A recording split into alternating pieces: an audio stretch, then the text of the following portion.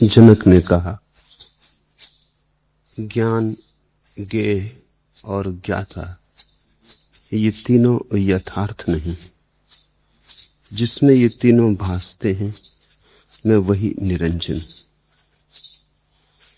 ज्ञानम ज्ञेयम तथा ज्ञाता त्रितयम नास्ति वास्तवम। जो भी दिखाई पड़ रहा है, जिससे दिखाई पड़ रहा है, और इन दोनों के बीच जो संबंध है ज्ञान का या दर्शन का। जनक कहते हैं, आज मैं जागा और मैंने देखा ये सब स्वप्न है।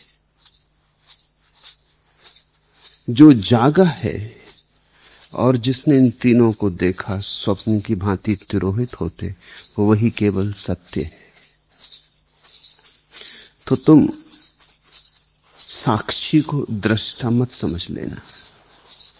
भाषा कोश में तो साक्षी का अर्थ दृष्टा ही लिखा है, लेकिन साक्षी दृष्टा से भी गहरा है। दृष्टा में साक्षी की पहली झलक मिलती है, साक्षी में दृष्टा का पूरा भाव, पूरा फूल खिलता है। दृष्टा तो अभी भी बटा है, दृष्टा है तो दृश्य भी होगा, और दृष्ट और दृष्टा है तो दोनों के बीच का संबंध दर्शन ज्ञान भी होगा। तो अभी तो खंड है। जहां जहां खंड है वहां वहां स्वप्न है, क्योंकि अस्तित्व अखंड है। जहां जहां हम बांट लेते हैं, सीमाएं बनाते हैं, वे सारी सीमाएं व्यावहारिक है, पारमार्थिक नहीं। अपने पड़ोसी के मकान से अलग करने को तुम एक रेखा खींच लेते, एक दीवार खड़ी कर देते, बागुड़ लगा देते, लेकिन पृथ्वी बटती नहीं। हिंदुस्तान पाकिस्तान को अलग करने के लिए तुम नक्शे पर सीमा खींच देते, लेकिन सीमा नक्शे पर ही होती। पृथ्वी अखंड है। तुम्हारे आंगन का आकाश और तुम्हारे पड़ोसी के आंगन का आकाश अलग अलग नहीं। तुम्हारे आंगन को बांटने वाली दीवार आकाश को नहीं बांटती। जहां जहां हमने बांटा है वहां जरूरत है, इसलिए बांटा है। उपयोगिता है बांटने की, सत्य नहीं है बांटने में। सत्य तो अनबटा है। और जो गहरे से गहरा विभाजन है हमारे भीतर, वो है देखने वाले का, दिखाई पड़ने वाले का। जिस दिन ये विभाजन भी गिर जाता है तो आखिरी राजनीति गिरी, आखिरी नक्शे गिरे, आखिरी सीमाएं गिरी। तब जो शेष रह जाता है अखंड, उसे क्या कहें? वो दृष्टा नहीं कहा जा सकता अब, क्योंकि दृश्य तो खो गया। दृश्य के बिना दृष्टा कैसा?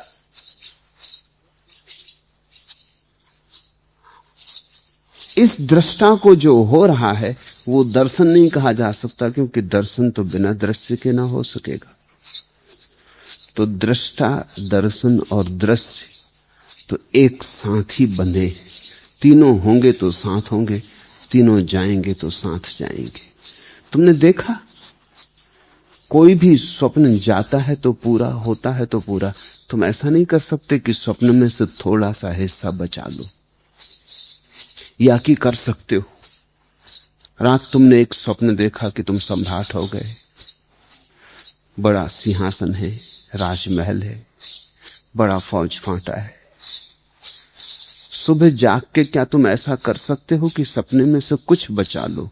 तुम कहो जाए सब, ये सिंहासन बचा लो, जाए सब, कम से कम पत्नी तो बचा लो, जाए सब, कम से कम अपना मुकुट तो बचा लो। नहीं, या तो सपना पूरा रहता या पूरा जाता। अगर तुम जागे तो यह संभव नहीं है कि तुम सपने का खंड बचा लो। दृष्टा, दृश्य, दर्शन एक ही स्वप्न के तीन अंग हैं। जब पूरा स्वप्न गिरता है और जागरण होता है तो जो शेष रह जाता है उसे तो तुमने स्वप्न में जाना ही नहीं था, वो तो स्वप्न में सम्मिलित ही नहीं हुआ था, वो तो स्वप्न से पार ही था, सदा पार था, वो अतीत था, वो स्वप्न का अतिक्रमण किए था। स्वप्न में जिसे तुमने जाना था वो सब खो जाएगा, समग्र रूपेण सब खो जाएगा। इसलिए तुमने परमात्मा की जो भी धारणा बना रखी है, जब तुम्हें परमात्मा का अनुभव होगा तो तुम चकित होगे, तुम्हारी कोई धारणा काम ना आएगी, तुम्हारी सब धारणाएं खो जाएंगी। जो तुम जानोगे उसे स्वप्न में सोए सोए जानने का कोई उपाय नहीं, धारणा बनाने का भी कोई उपाय नहीं। इसलिए तो कहते हैं परमात्मा की तरफ जिसे जाना हो उसे सब धारणाएं छोड़ देनी चाहिए, उसे सब सिद्धांत कचरे घर में डाल देना चाहिए, उसे शब्दों को नमस्कार कर लेना चाहिए, विदा दे देनी चाहिए कि तुमने खूब काम किया संसार में, उपयोगी थे तुम, लेकिन पारमार्थिक नहीं हो। इसे भी समझने सूत्र के भीतर प्रवेश करने के पहले, व्यवहारिक सत्य पारमार्थिक सत्य नहीं है। व्यवहारिक सत्य की उपयोगिता है, वास्तविकता नहीं। पारमार्थिक सत्य की कोई उपयोगिता नहीं है, सिर्फ वास्तविकता है। अगर तुम पूछो कि परमात्मा का उपयोग क्या है तो कठिनाई हो जाएगी। क्या उपयोग हो सकता है परमात्मा? क्या करोगे परमात्मा से? न तो पेट भरेगा, न प्यास बुझेगी। करोगे क्या परमात्मा का? कौन से लोभ की तृप्ति होगी? कौन सी वासना भरेगी? कौन सी तृष्णा पूरी होगी? परमात्मा का कोई उपयोग नहीं। परमात्मा के कारण तुम महत्वपूर्ण न हो जाओगे, परमात्मा के कारण तुम शक्तिशाली न हो जाओगे, परमात्मा के कारण इस संसार में तुम्हारी प्रतिष्ठा न बढ़ जाएगी। परमात्मा का कोई भी तो उपयोग नहीं। इसलिए तो जो लोग उपयोग के दीवाने हैं वो परमात्मा की तरफ नहीं जाते। परमात्मा का आनंद है, उपयोग बिल्कुल नहीं। मेरे पास लोग आते हैं, वो पूछते हैं ध्यान करेंगे तो लाभ क्या होगा? लाभ? तुम बात ही अजीब सी कर रहे हो। तो तुम समझे ही नहीं कि ध्यान तो वही करता है जिसने लाभ लोभ छोड़ा, जिसके मन में अब लाभ व्यर्थ हुआ, जिसने बहुत लाभ करके देख लिए और पाया कि लाभ कुछ भी नहीं होता। धन मिल जाता है, निर्धनता नहीं कटती। पद मिल जाता है, दीनता नहीं मिटती। सम्मान सत्कार मिल जाता है, भीतर सब खाली का खाली रह जाता है। नाम जगत भर में फैल जाता है, भीतर सिर्फ दुर्गंध, कोई सुगंध नहीं उठती, कोई फूल नहीं खिलते, भीतर कांटे ही कांटे, पीड़ा और चुभन, संताप और असंतोष, चिंता ही चिंता घनी होती चली जाती।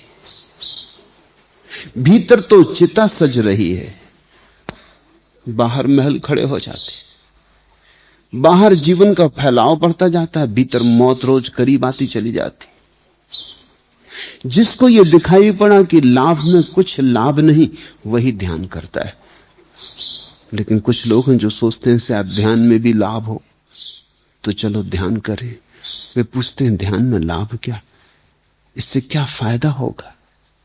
सुख समृद्धि आएगी, पद प्रतिष्ठा मिलेगी, धन वैभव मिलेगा, हार जीत में परिणित हो जाएगी।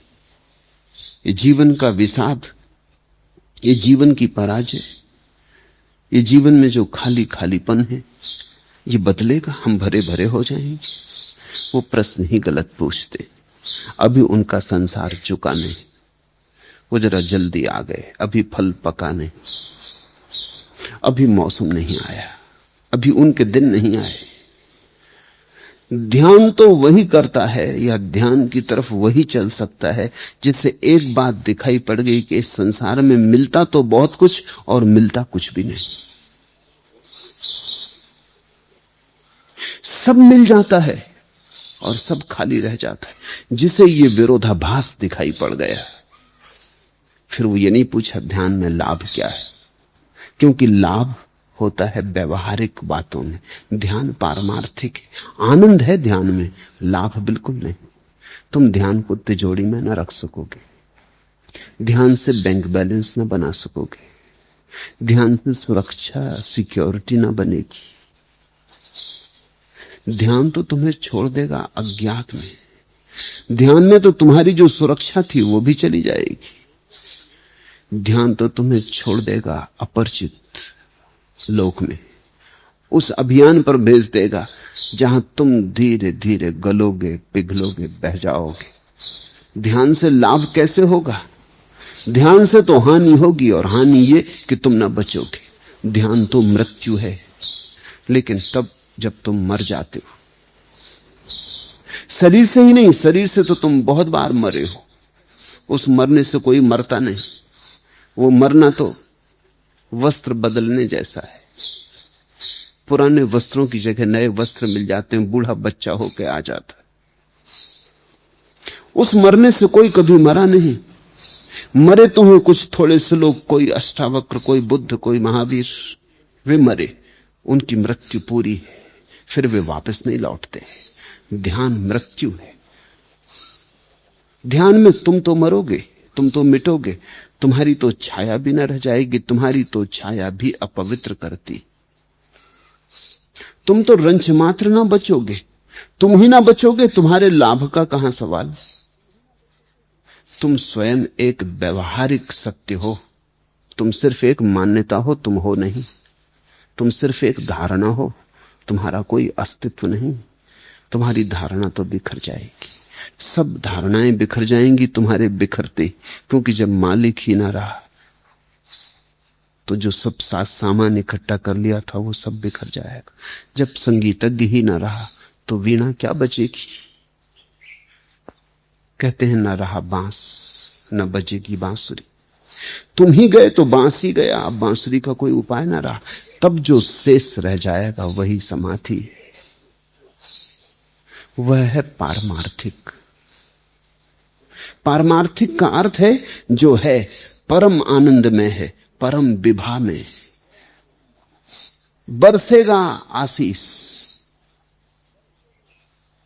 अमृत का अनुभव होगा, लेकिन लाभ कुछ भी नहीं। व्यवहारिक अर्थों में कोई लाभ नहीं। उससे तुम किसी तरह की संपदा निर्मित ना कर पाओगे। वही व्यक्ति ध्यान की तरफ आना शुरू होता है जैसे संसार स्वप्नवत हो गया, जो इस संसार में से अब कुछ भी नहीं बचाना चाहता, जो कहता है ये पूरा सपना है, जाए पूरा। अब तो मैं उसे जानना चाहता हूं जो सपना नहीं। ये सूत्र उसी खोजी के लिए। जनक ने कहा ज्ञान, ज्ञेय और ज्ञाता ये तीनों यथार्थ नहीं। जिसमें ये तीनों भासते हैं मैं वही निरंजन। जिसके ऊपर ये सपना चलता संसार का। रात तुम सोते हो, तुम सपना देखते हो। सपना सत्य नहीं है, लेकिन जिसके ऊपर सपने की तरंगें चलती हैं वो तो निश्चित सच है। सपना जब खो जाएगा तब भी सुबह तुम तो रहोगे। तुम कहोगे रात सपना देखा, बड़ा झूठा सपना था। एक बात तय, जो देखा वो तो झूठ था, लेकिन जिसके ऊपर बहा उसे तो झूठ नहीं कह सकते। अगर देखने वाला भी झूठ हो तो सपना बन ही नहीं सकता। सपने के बनने के लिए भी कम से कम एक तो सत्य चाहिए। वो सत्य है तुम्हारा होना। और सुबह जाग के जब तुम पाते हो कि सपना झूठा था, तो तुम जरा ख्याल करना, जिसने सपने को देखा और जो सपने में भरमाया, जो सपने का दृष्टा बना था, वो भी झूठा था। रात तुमने सपना देखा कि एक सांप, बड़ा सांप चला आ रहा, फुफकारे मारता तुम्हारी ओर। जिसने देखा सपने में वो कप गया, वो घबरा गया, वो पसीने पसीने हो भागने लगा, पहाड़ पर्वत पार करने लगा और सांप पीछा कर रहा है और तुम भागते हो और उसकी फुफकार तुम्हें सुनाई पड़ रही। वो जब तुम सुबह जागोगे तो सांप तो झूठा हो गया, वो जिसने सांप को देखा था, जो देख के भागा था, जो भाग भाग के घबराया, पसीने से लथपथ होके गिर पड़ा था, क्या वो सच था? वो भी झूठ हो गया। सपना भी झूठ हो गया, सपने का दृष्टा भी झूठ हो गया। लेकिन फिर भी इन दोनों के पार कोई है जिस पे दोनों घटे, नहीं तो सुबह याद कौन करेगा?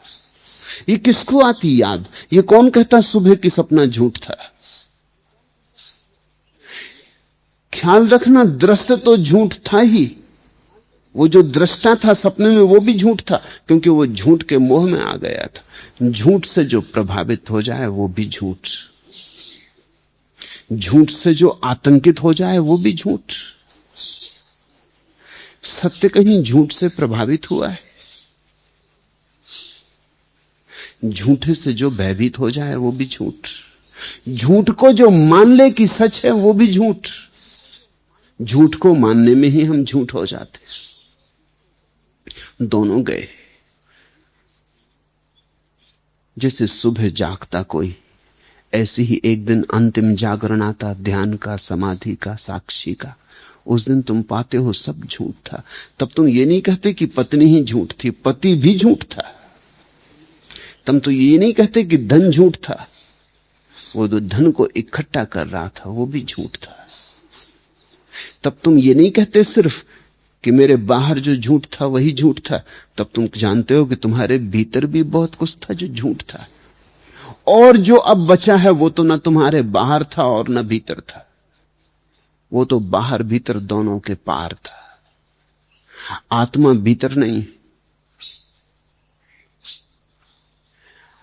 बाहर शरीर दिखाई पड़ रहा, भीतर मन है। आत्मा न बाहर है न भीतर, आत्मा तो आकाश जैसी, सब उसमें घट रहा। ये जो सूत्र है जिसमें ये तीनों भासते, मैं वही निरंजन। और निरंजन कहते हैं जनक, निरंजन का अर्थ होता है निर्दोष। ऐसी निर्दोषिता जिसे खंडित करने का कोई उपाय नहीं, ऐसा कुंवारापन जो कभी व्यभिचारित नहीं होता। निरंजन का अर्थ होता है ऐसी पवित्रता जिसके अपवित्र होने की कोई संभावना नहीं, कोई उपाय ही नहीं। जो अपवित्र हो जाए वो निरंजन नहीं।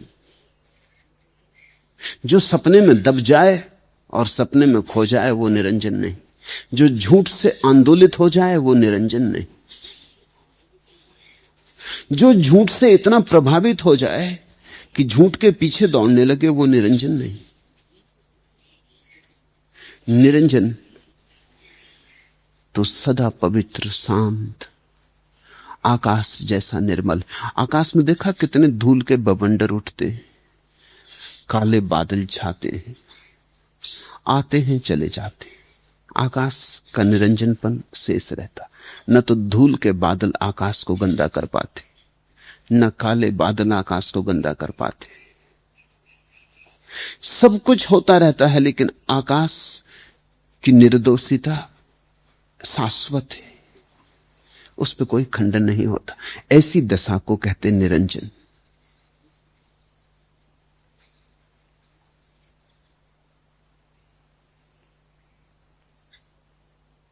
फिर से दोहरा दूं,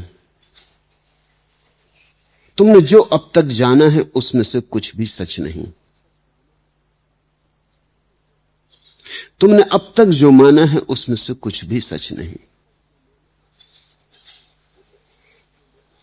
तुम्हारा सब असत्य है, क्योंकि अभी तो तुम ही असत्य हो। असत्य असत्य का मेल होता, सत्य असत्य का कोई मेल नहीं होता। उन्हें मिश्रित नहीं किया जा सकता। अभी तक तुमने जो भी जाना है वो सभी असत्य है। तुमने वेद पढ़े, कुरान पढ़ी, बाइबल पढ़ी, गीता पढ़ी, तुमने जो पढ़ लिया वो वहां लिखा नहीं।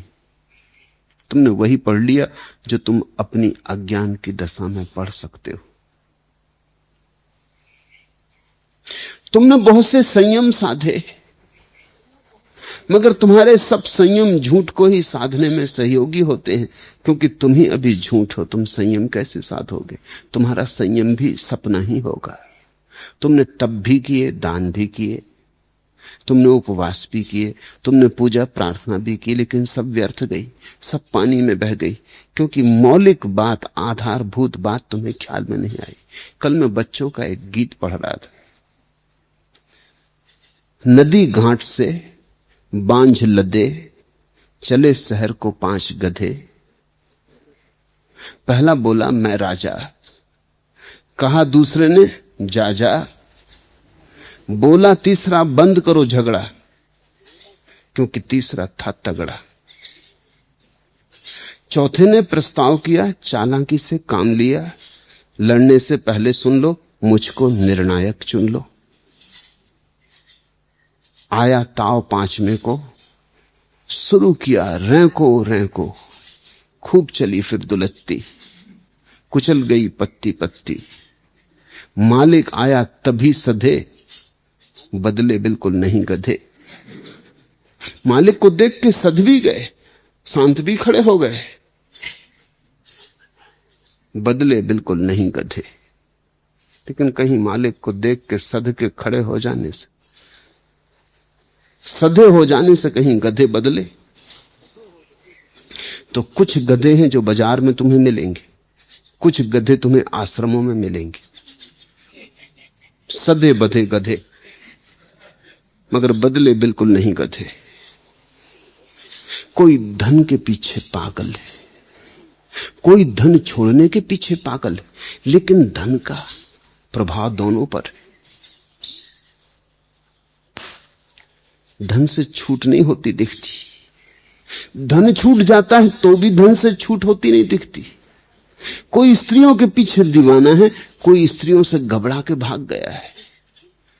फर्क कहां? दिशा बदल गई, मूर्ता नहीं बदली, बदले बिल्कुल नहीं गधे।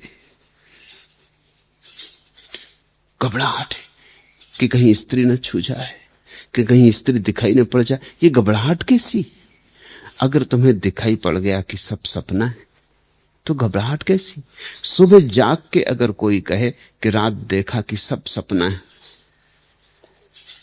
इस कमरे में सांप ही सांप थे, कि सिंह दहाड़ते थे, सब सपना है, लेकिन सुबह हम उससे कहें कि चलो कमरे के भीतर गए, वो कहे कि मैं नहीं जाता, सब सपना है, बाकी मैं जाता नहीं। क्यों जाएं? अगर तुम्हें दिखाई पड़ गया कि सपना है तो अब क्या घबराहट? अब तो कमरे के भीतर आ जाओ। नहीं, वो कहता है सब सपना है, सब समझ में आ गया, मगर जाएं क्यों कमरे के भीतर? कमरे के भीतर हम नहीं जाएंगे, हमने कमरे का त्याग कर दिया है। जनक जैसा ज्ञानी बहुत मुश्किल से मिलेगा, क्योंकि जनक ज्ञान को उपलब्ध हुए और महल छोड़ा नहीं। ये परम ज्ञानी की दशा है, क्योंकि जब जान ही लिया तो छोड़ने को कुछ ना बचा। जनक ज्ञान को उपलब्ध हो गए, रत्ती भर भी बदलाहट ना की, क्योंकि बदलाहट कहां करे? सपना तो गया, अब जो जैसा है। अगर ज्ञान के बाद त्याग की चेष्टा चले तो समझना ज्ञान भी घटा नहीं। मूढ़ों के सिवाय त्याग कभी कोई करता ही नहीं। ज्ञानी क्यों त्याग करेगा? ज्ञानी का तो बोध मात्र पर्याप्त है, उसे तो दिखाई पड़ गया कि ये सब माया जाल है, बस ठीक है। वो इससे आंदोलित नहीं होता, न पक्ष में न विपक्ष में, उस पे इसकी छाया नहीं पड़ती, न तो आकर्षण की न विकर्षण की। ज्ञान को उपलब्ध व्यक्ति न तो रागी होता न विरागी। ज्ञान को उपलब्ध व्यक्ति न भोगी हो सकता, न रागी न त्यागी, क्योंकि भोगी और योगी होने के लिए, भोगी और त्यागी होने के लिए सपना चाहिए वही। दोनों का सपना एक है, दोनों की मान्यता एक है। एक कहता है धन में सब है और एक कहता है धन मिट्टी। मैंने सुना है, महाराष्ट्र की एक प्राचीन कथा है, रांका बांका पति पत्नी थे। रांका पति था, बांका उसकी पत्नी का नाम था। थी भी वो बांकी औरत। रांका बड़ा त्यागी था, उसने सब छोड़ दिया था।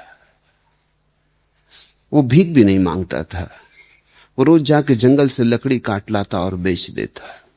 जो बचता उससे भोजन कर लेता, सांझ अगर कुछ बच जाता तो उसको बांट देता। रात फिर भिखमंगे होकर सो जाते, सुबह फिर लकड़ी काटने चला जाता। एक दिन ऐसा हुआ कि वो बीमार था और 3 दिन तक लकड़ी काटने न जा सका, तो 3 दिन घर में चूल्हा न जला। चौथे दिन कमजोर तो था लेकिन जाना पड़ा। पत्नी भी साथ गई सहारा देने को। लकड़ियां काटी, रांका अपने सिर पर लकड़ियों का गट्ठा लिए चलने लगा। पीछे पीछे उसकी पत्नी चलने लगी। राह के किनारे अभी अभी कोई घुड़सवार निकला है, घोड़े के पदचाप बने और धूल अभी तक उड़ रही, और देखा उन्होंने कि किनारे एक असरफियों से भरी थैली पड़ी, शायद घुड़सवार की गिर गई। रांका आगे है। उसके मन में सोच उठा कि मैं तो हूं त्यागी, मैंने तो विजय पाली, मेरे लिए तो धन मिट्टी, मगर पत्नी तो पत्नी। कहीं उसका मन ना आ जाए, लोभ ना आ जाए, कहीं सोचने न लगे रख लो, कभी दुर्दिन में काम आ जाएगी। अब 3 दिन भूखे रहना पड़ा, 1 पैसा पास ना था। ऐसा सोच के उसने जल्दी से असरफियों से भरी थैली पास के गड्ढे में सरका के उसके ऊपर से मिट्टी डाल दी। वो मिट्टी डाल के चुक ही रहा था कि पत्नी आ गई। उसने पूछा क्या करते हो? तो रांका ने कसम खाई थी झूठ कभी न बोलने की, बड़ी मुश्किल में पड़ गया। कहे तो डर लगा कि कहीं ये पत्नी झंझट ना करने लगे, और कहे कि रख लो, हर्ज क्या है, भाग्य ने दी है, भगवान ने दी है, रख लो, कहीं ऐसा ना कहने लगे। स्त्री का भरोसा क्या? साधु सन्यासी स्त्री से सदा डरे रहे।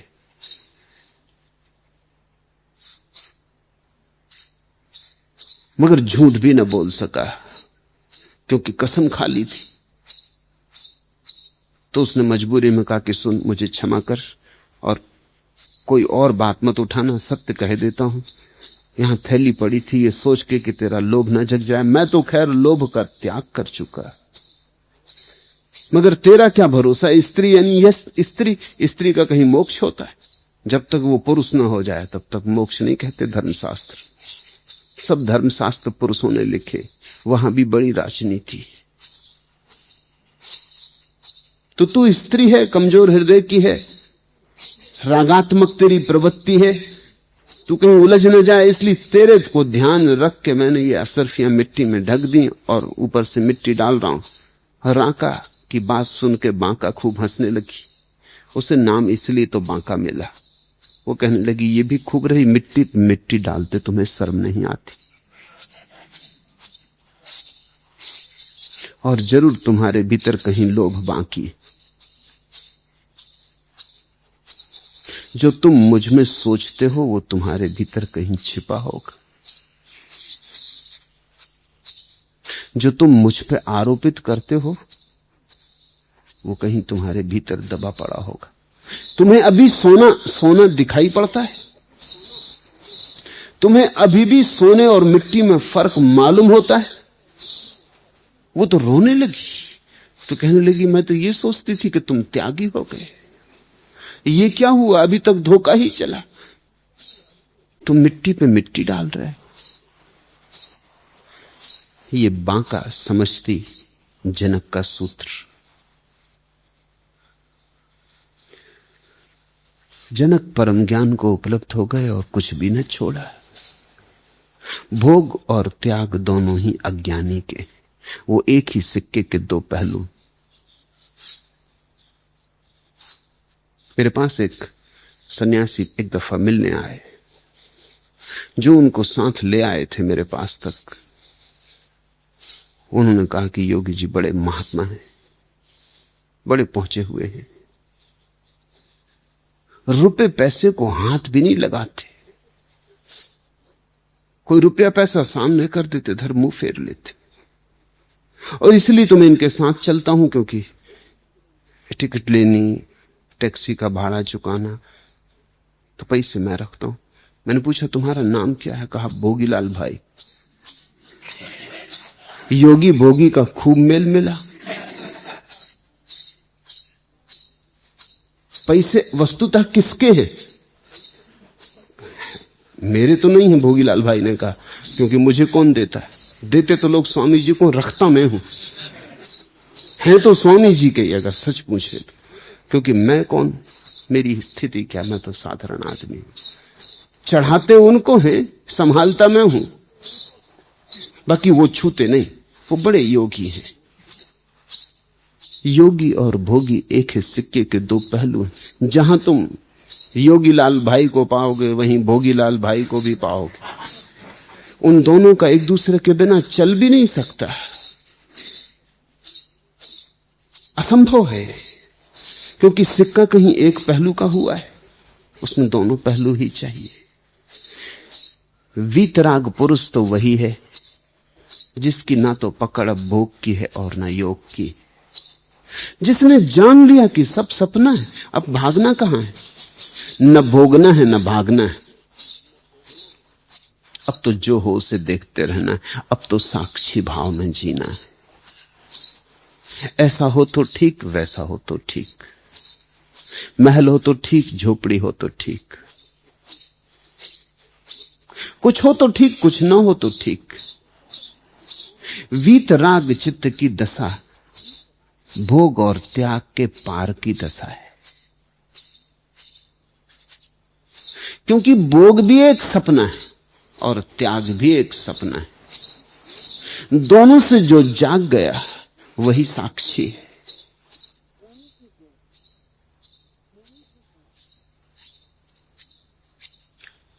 लेकिन हमारे सोचने के ढंग होते, हमारे सोचने की बंधी हुई व्यवस्थाएं होती हैं। हमने जीवन भर धन को बहुत मूल्य दिया, फिर एक दिन हमें दिखाई पड़ा कि धन व्यर्थ है, तो भी हमारे जीवन भर का ढांचा इतनी आसानी से तो नहीं बदलता। तब हम विपरीत ढंग से धन को मूल्य देने लगते। हम कहते हैं धन व्यर्थ है, हम धन को देखेंगे भी नहीं। पुरानी आदत जारी रही।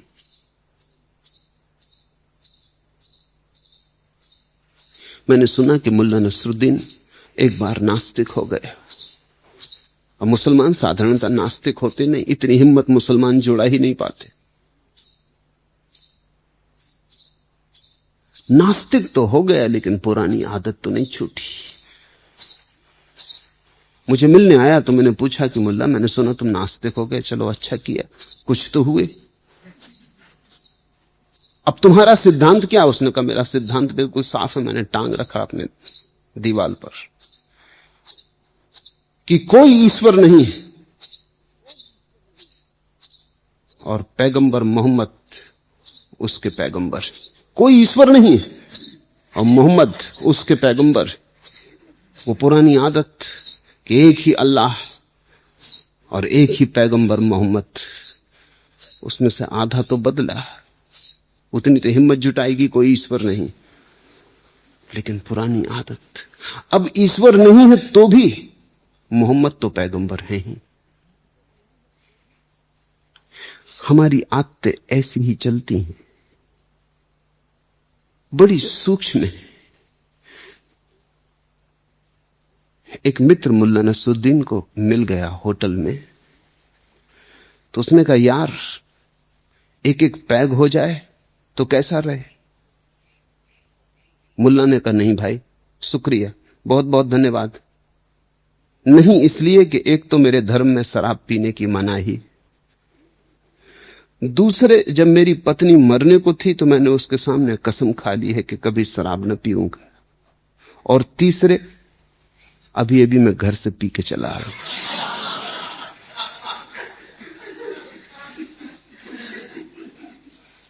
आदमी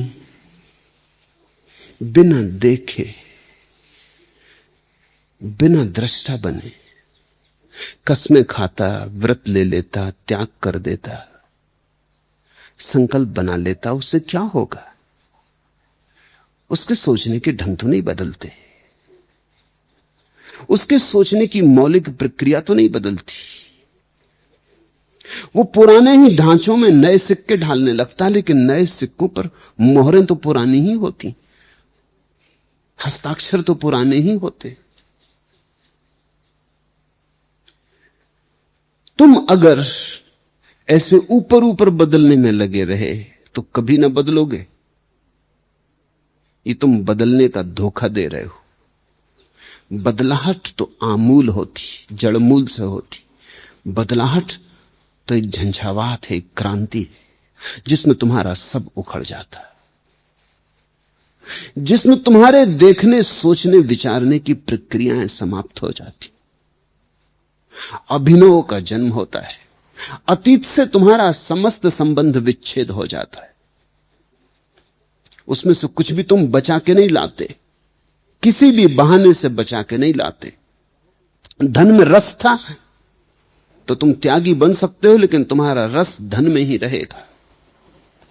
यह हो सकता है कि फिर तुम लोगों को समझाओ कि बचो कामनी कांचन से, कामनी कांचन में बड़ा खतरा है, लेकिन तुम चर्चा कामनी कांचन की ही करोगे। कभी कभी शास्त्रों को देख के बड़ी हैरानी होती।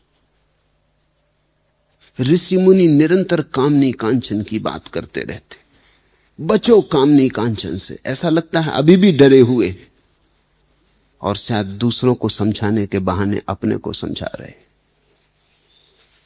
ये बात ही क्या है? ठीक है, समझाने के लिए एक आध बार कह दी तो ठीक है, मगर ये 24 घंटे का राग कि बचो कामनी कांचन से, ऐसा लगता है पीछे अचेतन में अभी भी कामनी कांचन काम कर रहे हैं, अभी भी डरे हुए, अभी भी लगता है भय है, अभी भी लगता है अगर ये बात बार बार न दोहराई तो खतरा है कि कहीं फिर न पड़ जाएं उसी जाल में। तो ये आत्म सम्मोहन का प्रयोग कर रहे हैं, वो बार बार दोहरा रहे हैं। फ्रांस में सम्मोहक हुआ इमाइल कुए, वो अपने शिष्यों को कहता था कि बस एक ही बात को रोज सुबह शाम दोहराओ कि मैं रोज अच्छा हो रहा हूं, स्वस्थ हो रहा हूं, तुम हो जाओगे। ये सारे लोग इमाइल कुए के अनुयायी मालूम होते। तुम दोहराते रहो कि कामनी कांचन पाप है, कामनी कांचन पाप है, लेकिन तुमने ख्याल किया तुम उसी चीज को पाप कहते हो जिसमें तुम्हारा रस भी होता है। सच तो यह है कि अगर चीजें पाप ना हो तो उनमें रस ही खो जाता है। जिस चीज को पाप बना दो उसमें रस आने लगता है।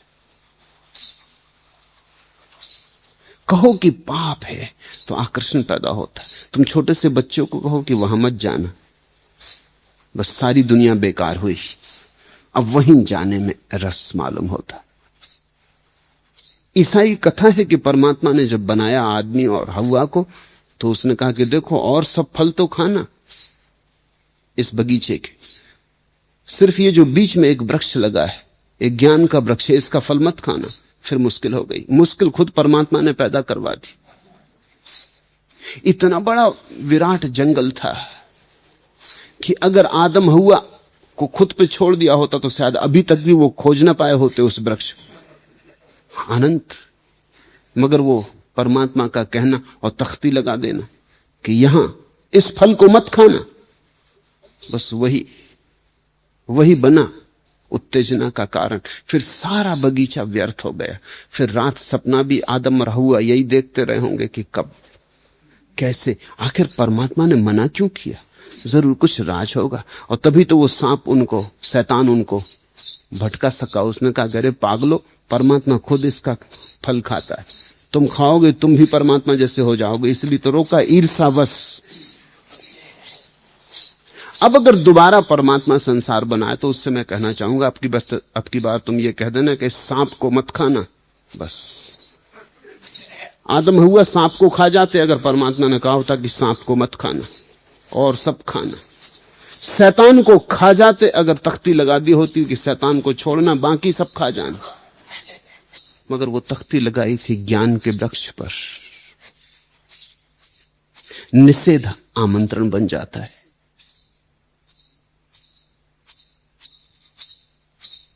निषेध बड़ा निमंत्रण बन जाता है।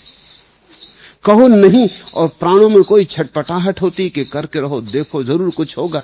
कामनी कांचन को संत पुरुष निरंतर भजते हैं कि पाप बचो, घबराओ। तो सुनने वालों को लगता है जरूर कुछ राज होगा। जब महापुरुष इतनी ज्यादा चर्चा करते,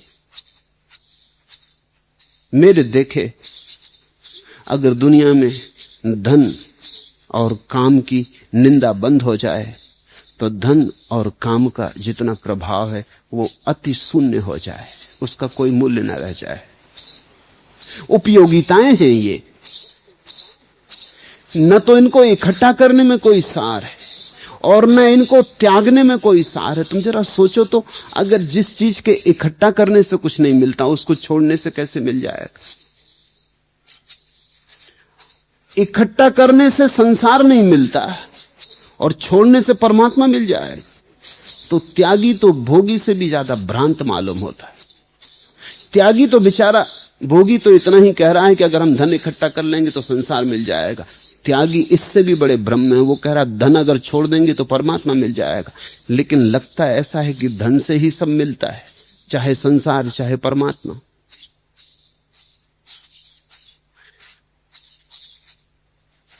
जनक ने कुछ छोड़ा नहीं और वे महात्याग को उपलब्ध हुए।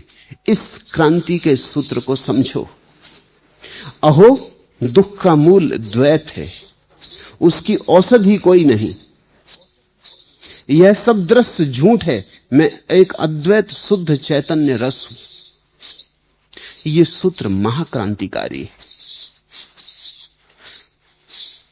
दुख का मूल द्वैत है, चीजों को खंडित करके देखना दुख का मूल है।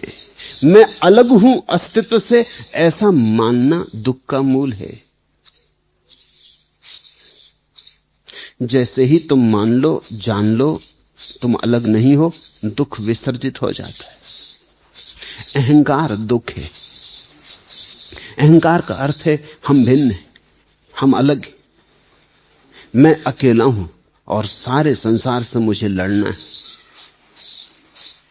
जीत मुझ पर निर्भर होगी, सारा संसार दुश्मन है, ये सारा अस्तित्व मेरे विरोध में, मुझे मिटाने को तत्पर है। तो बड़ी प्रतिस्पर्धा है, बड़ी प्रतियोगिता है।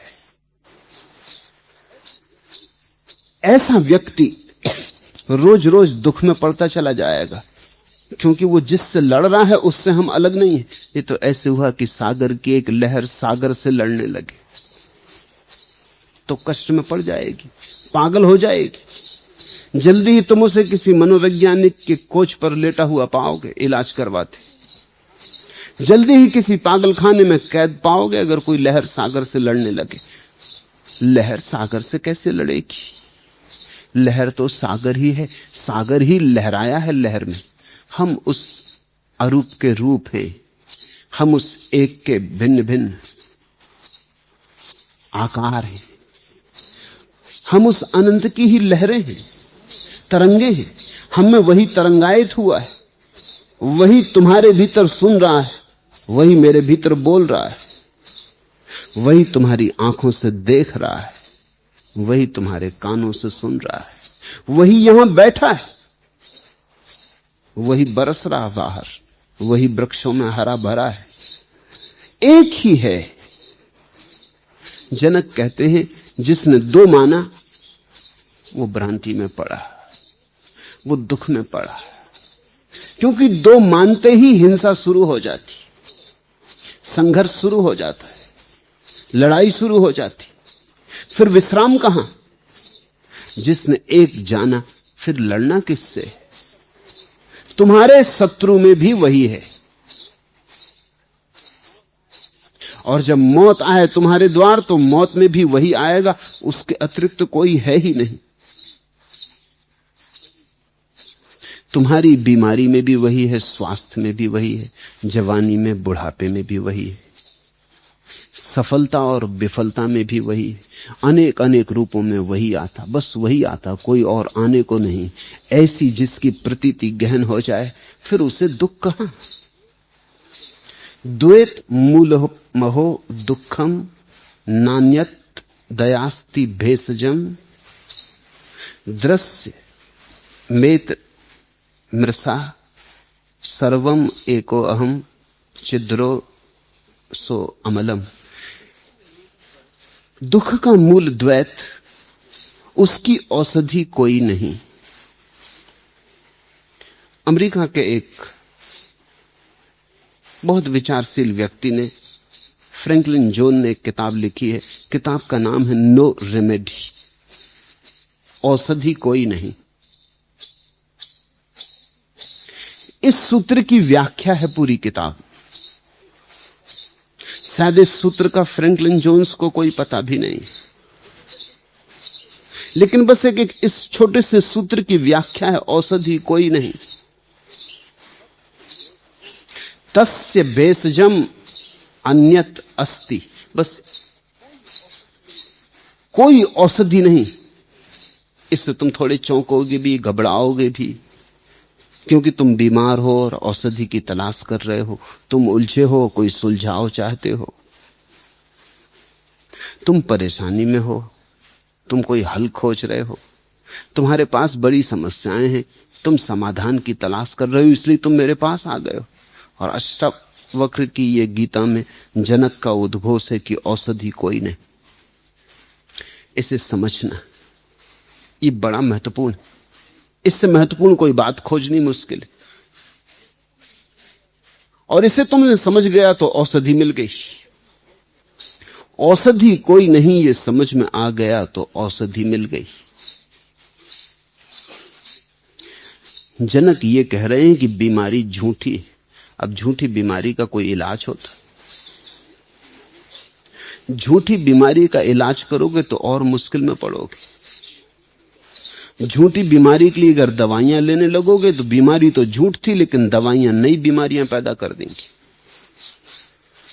इसलिए पहले ठीक ठीक निर्णय कर लेना जरूरी है कि बीमारी सच है या झूठ।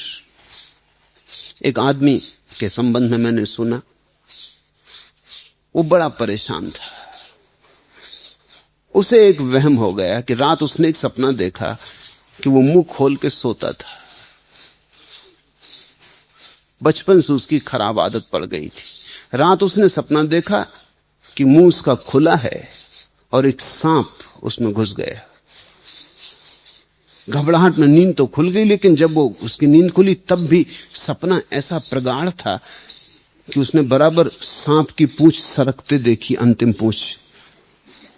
वो चीखा भी, चिल्लाया भी, लेकिन तब तक वो कंठ के अंदर उतर गया।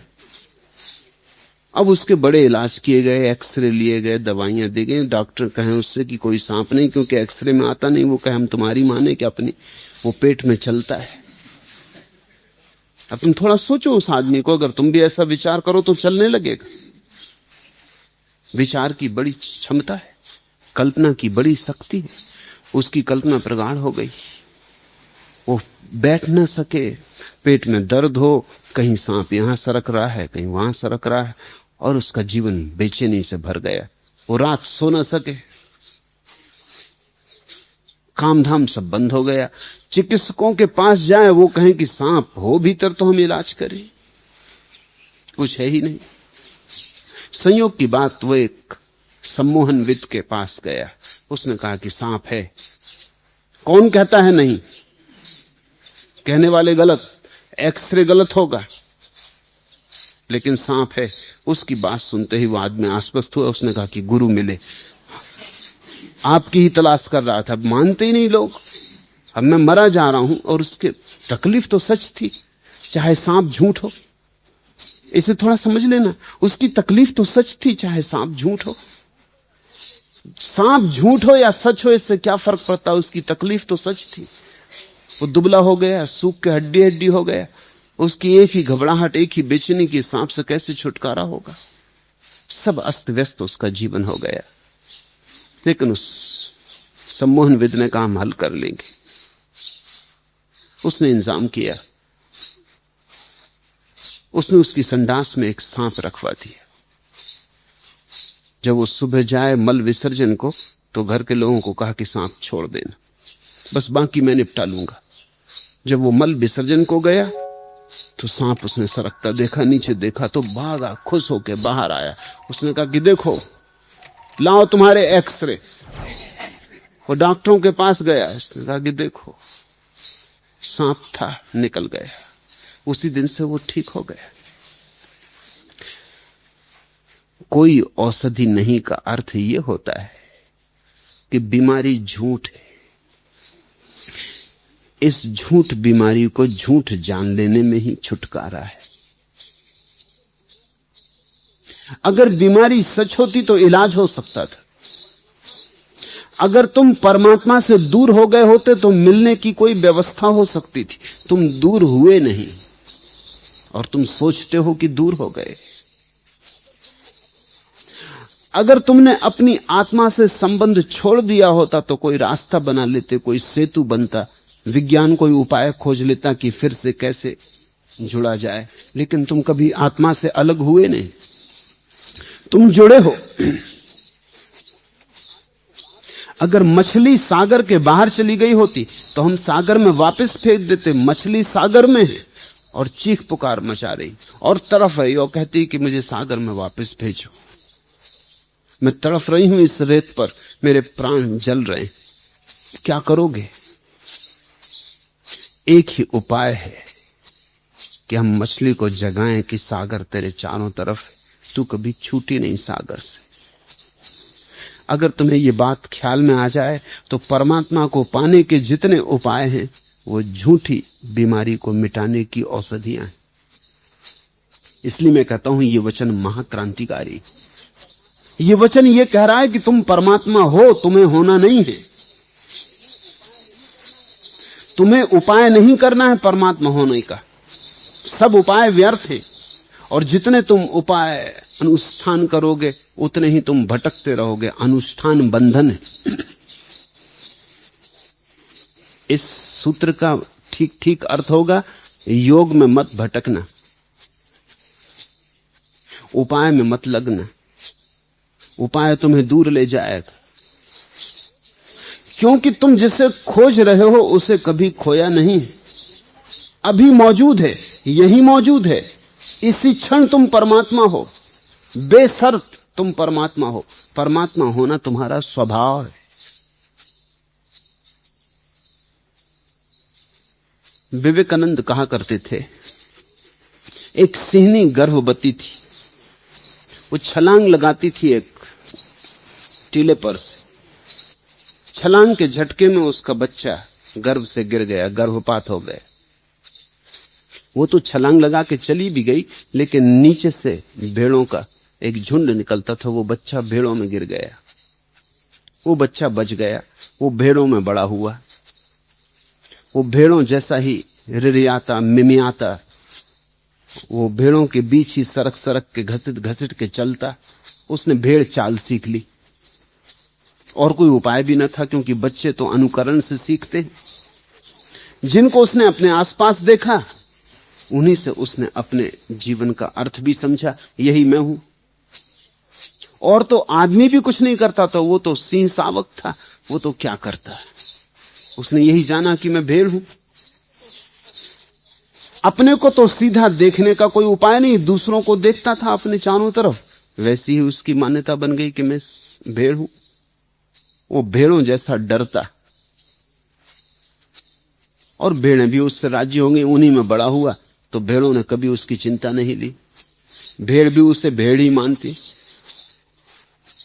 ऐसे वर्षों बीत गए, वो सिंह बहुत बड़ा हो गया, वो भेड़ों से बहुत ऊपर उठ गया। उसका बड़ा विराट शरीर, लेकिन फिर वो चलता भेड़ों के झुंड में। और जरा सी घबराहट की हालत होती तो भेड़ें भगती, वो भी भागता। उसने कभी जाना ही नहीं कि वो सिंह है। था तो सिंह, लेकिन भूल गया। सिंह से न होने का तो कोई उपाय न था, लेकिन विस्मृति हो गई।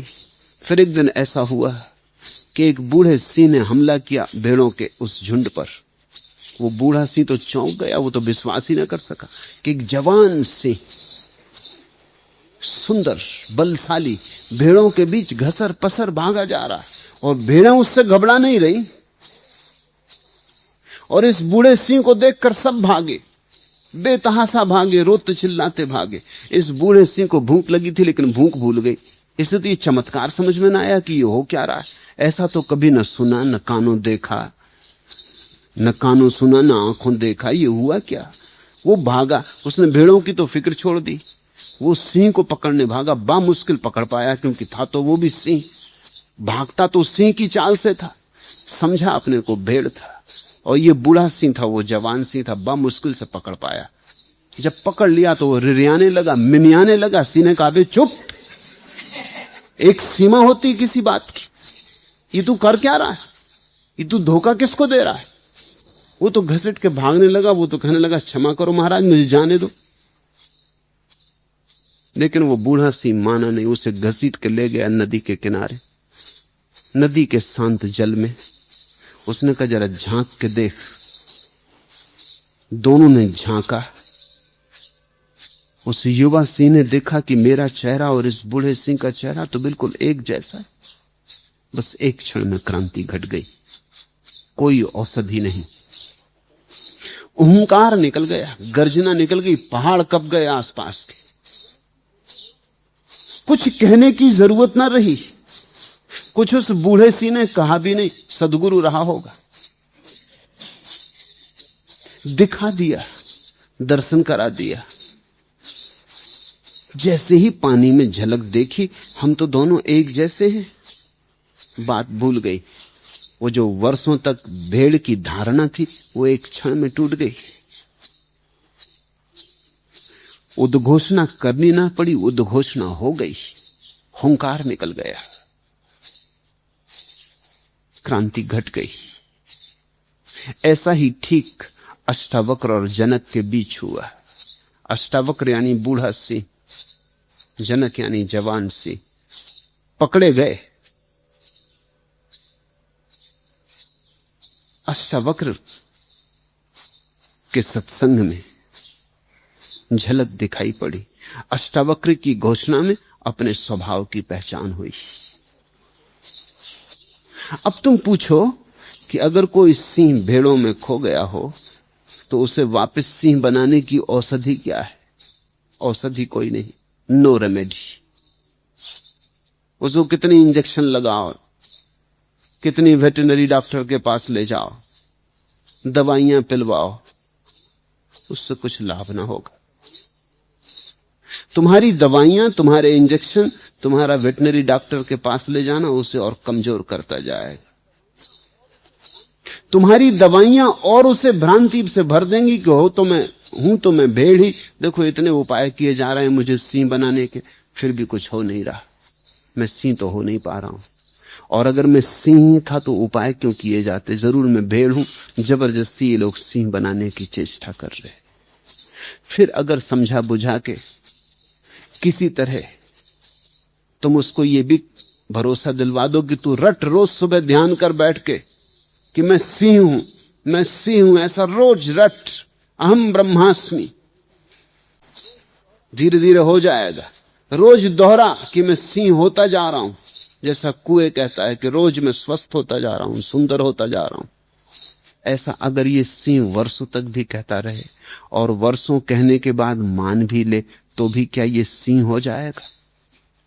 ये मान्यता ही रहेगी, ये विचार की पतली परत ही रहेगी। मगर उस बूढ़े सिंह ने ठीक किया।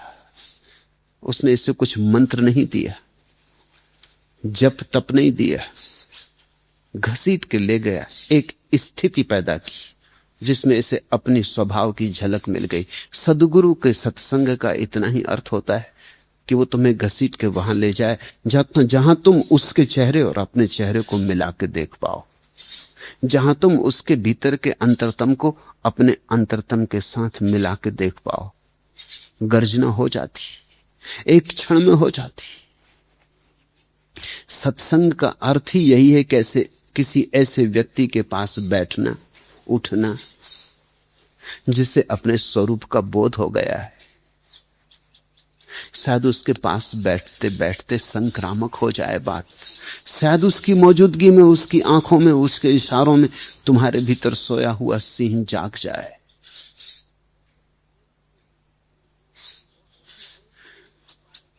औषधि कोई भी नहीं, उपाय कोई भी नहीं, विधि कोई भी नहीं। तस्य भेषजम अन्यत आस्ति, न कोई औषधि है, क्योंकि ये सब दृश्य झूठ है। उस सिंह का भेड़ होना झूठ था, वो सारा दृश्य झूठ था। माना था इसलिए सच मालूम हो रहा था, जिस क्षण जाना उसी क्षण झूठ हो गया। वो स्वप्नवत था। मैं एक अद्वैत शुद्ध चैतन्य रस हूं। सुनो इस शब्द को, मैं एक अद्वैत शुद्ध चैतन्य रस हूं। अहो द्वैत मूलम यत दुखम, सभी दुख द्वैत से पैदा होते। तस्य भेषजम अन्यत आस्ति, इस दुख से छुटकारे के लिए कोई औषधि नहीं। सतत सर्वम दृश्यम मृषा, क्योंकि सब झूठ है, सब स्वप्नवत है। अहम एका अमला छिद्र रसा, मैं एक शुद्ध चैतन्य रस हूं। ये गर्जना तुम्हारे भीतर उठेगी। इसे तुम पुनरुक्त मत करना, तुम सिर्फ समझना, तुम सिर्फ आंख खोल के देखना, कान खोल के सुनना। अष्टावक्र की गीता में कोई विधि नहीं, यही उसकी महिमा है। उसमें कोई उपाय नहीं बताया है कि कैसे परमात्मा तक पहुंचो। उसमें तो इतना ही कहा है कि तुमने कभी परमात्मा को खोया नहीं, बस जागो, खोलो आंख और पहचानो अपने स्वरूप को। मैं शुद्ध बोध हूं, मुझसे अज्ञान के कारण उपाधि की कल्पना की गई है। इस प्रकार नित्य विचार करते हुए मैं निर्विकल्प में स्थित हूं। जिस क्षण तुम्हें दिखाई पड़ना शुरू हो जाएगा कि स्थिति क्या है, उस क्षण तुम छोड़ोगे नहीं, कुछ त्यागने को ना बचेगा, सारा स्वप्न खो जाएगा, तुम सिर्फ एक अहोभाव से भरे रह जाओ। अगर तुमने सोच विचार करके, तर्क से, चिंतन मनन से अपने को राजी कर लिया कि नहीं ये सब स्वप्न है, तो इससे कुछ हल ना होगा। ये तुम्हारी बौद्धिक धारणा नहीं होनी चाहिए, ये तुम्हारा अस्तित्वगत अनुभव होना चाहिए। मैंने सुना है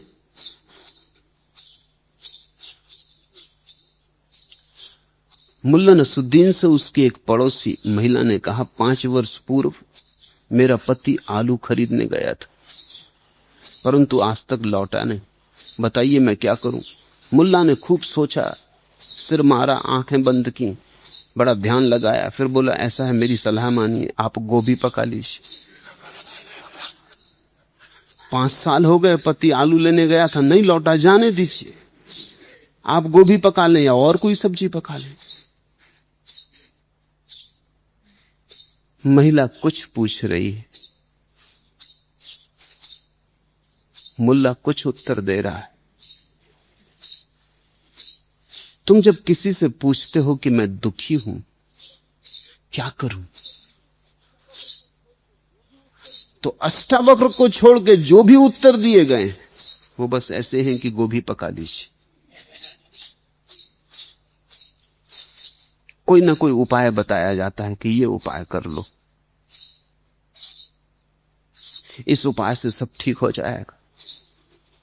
उपाय से भ्रांति कटती नहीं। समझने की कोशिश करें। एक आदमी हिंसक है, वो सुनता है हिंसा बुरी, हिंसा पाप, उसके मन में भी भाव उठता है अहिंसक होने का, क्योंकि हिंसा पाप ही नहीं है, हिंसक को दुख भी देती है। जो दूसरे को दुख देना चाहता है, देने के पहले अपने को दुख दे लेता है। जो दूसरे को दुख देता है वो देने के बाद भी उस दुख को भोगता रहता है। ये असंभव है कि दूसरे को हम दुख दें और खुद दुखी ना हो जाएं। जो हम देंगे उसे हमें अपने हृदय में पालना पड़ेगा, और जो हमने दिया है उसकी पश्चाताप की छाया हमें काटती रहेगी। तो जो आदमी हिंसक है वो धीरे धीरे अनुभव कर लेता है कि हिंसा है तो बुरी, लेकिन करूं क्या, अहिंसक कैसे बनूं। वो पूछता है अहिंसक कैसे बनूं, फिर उसे अहिंसक बनने की विधि बताने वाले लोग। वो हिंसक आदमी उन विधियों का पालन भी करने लगता है, लेकिन उन विधियों के पालन करने से उसकी हिंसा थोड़ी मिटती। वो उन विधियों के पालन करने में ही हिंसक हो जाता है। वो दूसरे के साथ हिंसा बंद कर देता, अपने साथ शुरू कर देता है। उसकी हिंसक वृत्ति कैसे जाएगी? कल तक वो दूसरों के साथ हिंसा कर रहा था, अब अपने साथ करता है। मैंने सुना है एक आदमी बहुत हिंसक था, उसने अपनी पत्नी को धक्का दे दिया, वो कुएं में गिर के मर गई। उसे बड़ा दुख हुआ। किसी तरह अदालत से तो बच गया, सिद्ध ना हो सका, लेकिन उसके प्राणों में बड़ा झंझावात हो गया। उसने कहा बहुत हो गया। गांव में एक जैन मुनि आए थे, वो उनके पास गया। उसने कहा कि महाराज मुझे मुक्त करो, आप जैन मुनि हैं और अहिंसक, और अहिंसा आपका परम धर्म, मैं हिंसक हूं, मुझे किसी तरह मुक्त करो। मुनि ने कहा तो तुम मुनि दीक्षा ले लो। उसने कहा मैं अभी तैयार हूं इसी वक्त। हिंसक आदमी, क्रोधी आदमी कोई भी चीज शीघ्रता से भी कर लेता है। जो किसी की हत्या कर दे शीघ्रता से, वो अपनी भी हत्या कर ले शीघ्रता से, कुछ अड़चन नहीं। मुनि ने कहा बहुत लोग आते हैं, लेकिन तुम जैसा संकल्पवान, वो संकल्प नहीं था, वो तो सिर्फ हिंसक आदमी की वृत्ति है। वो क्षण में कर गुजरता है, फिर पछताता रहे चाहे जिंदगी भर, लेकिन उसकी मूर्छा इतनी प्रगाढ़ होती कि वो कुछ भी करना चाहे तो क्षण में कर लेता है। और चुनौती दे दी। मुनि ने कहा कि तुम फिर मुनि हो जाओ। उसने कहा मैं अभी तैयार हूं। इधर मुनि सोच ही रहे थे, उसने कपड़े गिरा के वो नग्न खड़ा हो गया। उसने कहा कि दें दीक्षा। मुनि ने कहा बहुत देखे लोग, तुम बड़े तपस्वी, बड़े तुम्हारे पुण्यों का फल है। वो मुनि हो गए। मुनि ने उनको नाम शांतिनाथ दे दिया। अब वो ऐसे अशांतिनाथ थे, मगर मुनि ने नाम शांतिनाथ दे दिया इसी आशा में कि चलो ये। उनकी बड़ी ख्याति हो गई, क्योंकि उन्होंने सब मुनियों को प्रतियोगिता में पछाड़ दिया। कोई 2 दिन का उपवास करे तो वो 4 दिन का करे, कोई 4 घंटे सोए तो वो 2 घंटे सोए, कोई छाया में बैठे तो वो धूप में खड़े रहे। पुराने हिंसक हिंसा का सारा ढंग अपने पर ही लौटा लिया। हिंसा खुद पे लौटने लगी, आत्महिंसा हो गई। उन्होंने सबको मात कर दिया। वो तो धीरे धीरे बड़े ख्याति उपलब्ध हो गए, दिल्ली पहुंच गए। दूर दूर से लोग उनके दर्शन करने को आने लगे। एक पुराने मित्र उनके दर्शन करने को आए। उन्होंने सुना कि वो जो अशांतिनाथ थे शांतिनाथ हो गए, चलो दर्शन कराएं। क्रांति हुई, ऐसा मुश्किल थे वो हो जाए शांति कभी उनके जीवन में। वहां जाके पहुंचे तो वो अकड़े बैठे थे। सब चला गया था, सब छोड़ दिया था, लेकिन अकड़, और सब छोड़ने की अकड़, और आंखों में वही हिंसा थी, और वही क्रोध थी, और वही आग जल रही थी। शरीर दुर्बल हो गया था, शरीर सूख गया था। खूब तपस्या की थी, लेकिन भीतर की आग शुद्ध होकर जल रही थी। देख तो लिया मित्र को, पहचान भी गए, लेकिन अब इतने महा तपस्वी एक साधारण आदमी को कैसे पहचाने। मित्र भी देख लिया, पहचान भी गया कि उन्होंने भी पहचान लिया है, लेकिन वो पहचान नहीं रहे, इधर उधर देखते नहीं उसकी तरफ। आखिर उसने मित्र ने पूछा कि महाराज बड़े दूर से दर्शन को आया हूं, आपका नाम क्या है? उन्होंने कहा शांतिनाथ। अखबार नहीं पढ़ते, रेडियो नहीं सुनते, टेलीविजन नहीं देखते, सारी दुनिया जानती, कहां से आ रहे हो? महाराज गांव का गंवार हूं, कुछ ज्यादा जानता करता नहीं, पढ़ा लिखा भी ज्यादा नहीं। फिर थोड़ी देर ऐसी और बात चलती रही। उस आदमी ने फिर पूछा कि महाराज नाम भूल गया आपका। महाराज तो भन-भना गए। कहा कह दिया एक दफे की शांतिनाथ, समझ में नहीं आया, बहरे हो?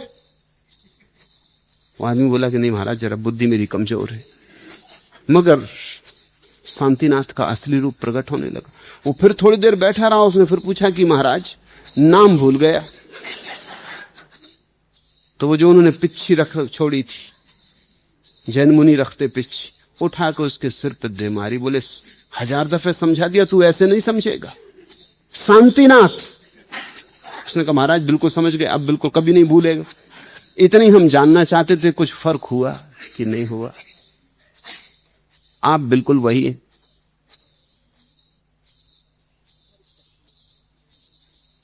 फर्क इतना आसान नहीं। अगर ऊपर ऊपर से विधि और व्यवस्थाएं की जाएं तो फर्क होता ही नहीं, दिखाई पड़ता है। इसलिए मैं सूत्र को महाक्रांति का सूत्र कहता हूं। तुम औषधियों में मत पड़ना, जागो।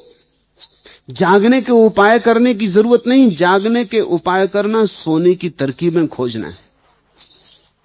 जागना है तो अभी और यहीं, या तो अभी या कभी नहीं। कल पे मत छोड़ो। विधि का तो मतलब यह होता है कल पे छोड़ दिया, स्थगित कर दिया। सुन ली बात, ठीक है, अब साधेंगे, जन्म जन्म लगते हैं तब कहीं मिलता है। ये तो तरकीब है। जनक का वचन है, अहो दुख का मूल द्वैत है, उसकी औषधि कोई नहीं। क्योंकि मूलतः तुम दो नहीं हुए हो, इसलिए औषधि की कोई जरूरत नहीं है। टूटे नहीं, इसलिए जोड़ने की कोई आवश्यकता नहीं। तुम जुड़े ही हो। सिर्फ देखो, जागो, पहचानो। अलग हो कैसे सकते हो जीवन से? अस्तित्व से भिन्न हो कैसे सकते हो? श्वास श्वास जुड़ी। तुम कभी देखते नहीं जीवन का जोड़ कैसा रसपूर्ण, रस बहरा सब के भीतर एक दूसरे में बदलता जा रहा। जो श्वास अभी मेरे भीतर है, क्षण भर बाद तुम्हारे भीतर हो जाती, फिर भी तुम नहीं देखते। क्षण भर पहले मैं कहता था मेरी श्वास, क्षण भर बाद तुम्हारी हो गई। तो हम और तुम बहुत अलग नहीं हो सकते। क्षण भर पहले जो तुम्हारी सांस थी अब मेरी हो गई, तो हम और तुम बहुत अलग नहीं हो सकते। ये श्वास का धागा जोड़े हुए। मैं अगर कहूं कि मैं तो अपनी ही सांस से जीऊंगा, हर किसी की ऐसी बासी और उधार सांस नहीं लूंगा, तो मर जाऊंगा। मैं कहूं कि ना हम दूसरों के जूते पहनते, ना दूसरों के कपड़े, दूसरों की सांस कैसे ले सकते? तो ये सारी हवा दूसरों की सांस है। ये हजारों नासापुटों में जा रही आ रही। और ध्यान रखना, आदमियों को नहीं है इसमें सम्मिलन, पशु पक्षी गधे घोड़े सब, वृक्ष भी श्वास ले रहे छोड़ रहे। हम सब जुड़े। देखो तुम प्राण का ये सागर, उसमें हम सब जुड़े। अभी नाशपाती का फल लगा या आम लगा या सेव लगा, वृक्ष पर लगा, इससे तुम खा जाओ। जो रसधार नाशपाती में बहती थी 24 घंटे बाद तुम्हारा खून हो जाएगी, तुम्हारी हड्डी बनने लगेगी, तुम्हारी मज्जा हो जाएगी, तुम्हारा मस्तिष्क बन जाएगी। फिर एक दिन तुम मरोगे, फिर तुम खाद बन जाओगे, फिर कोई वृक्ष तुम में से रस ले लेगा, फिर फल बन जाए। तुम जब वृक्ष से नाशपाती को तोड़ के ला रहे हो तो ऐसा मत सोचना सिर्फ नाशपाती है, तुम्हारे बाप दादे उसमें हो सकते, क्योंकि सभी जमीन में गिर जाते, फिर जमीन में मिल जाते, सब खाद बन जाते, फिर फल बनते। वृक्ष आदमियों में उतरते रहते, आदमी वृक्षों में उतरते रहते। एक वर्तुल है, एक वर्तुल घूम रहा है। जो चांद तारों में है वो तुम्हारे शरीर में आ जाता, जो तुम्हारे शरीर में है वो चांद तारों में चला जाता। हम सब जुड़े हैं, हम पृथक नहीं हैं, हम पृथक हो नहीं सकते। हम सब परस्पर निर्भर हैं। न तो कोई परतंत्र है और न कोई स्वतंत्र है। हमारे जीवन की स्थिति को ठीक नाम अगर देना हो तो वह है परस्पर तंत्रता, इंटरडिपेंडेंस। हम एक दूसरे से जुड़े, जैसे लहरें जुड़ी ऐसे हम जुड़े। इस जोड़ के प्रति जागो।